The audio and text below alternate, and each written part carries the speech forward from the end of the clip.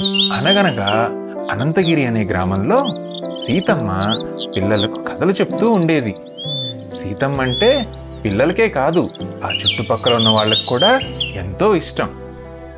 ఒకరోజు ఓ వ్యక్తి కొన్ని రామచిలుకలను బోన్లో పెట్టుకొచ్చి పక్షి 10 రూపాయలు, పక్షి 10 రూపాయలు అంటూ ప్రతి ఇంటి తలుపు కొట్టసాగాడు. ఆ అరుపులు విన్న సీతమ్మ బయటకొచ్చి అతన్ని పిలిచింది. దగ్గరికి వచ్చి, ఎన్ని పక్షులు కావాలమ్మా అని అడిగాడు.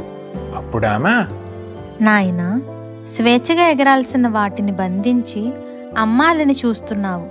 అవి పండ్లు తింటూ ఆ విత్తనాలు అక్కడక్కడా వేసి చెట్లు పెరగడానికి కారణమవుతున్నాయి. చీడపురుగుల్ని తిని రైతుకు మేలు చేస్తున్నాయి.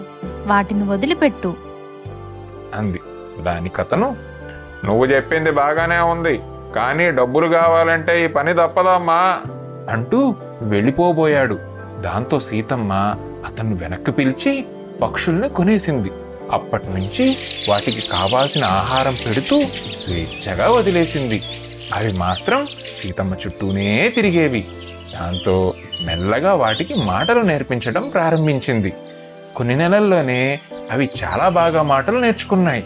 కొన్ని రోజులకు ఆ పక్షులు అమ్మే వ్యక్తి మళ్ళీ వేరే పక్షులతో వచ్చాడు. అప్పుడు సీతమ్మ దగ్గర మాటలు నేర్చుకున్న చిలుకలు, మమ్మల్ని బోన్లో బంధించకండి, స్వేచ్ఛగా ఎగరనివ్వండి.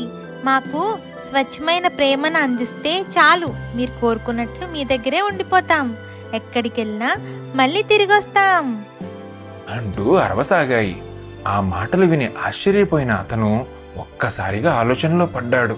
ఇక నుంచి పక్షుల్ని బంధించకూడదని నిర్ణయించుకొని వాటిని అక్కడే బోన్లోంచి వదిలేశాడు.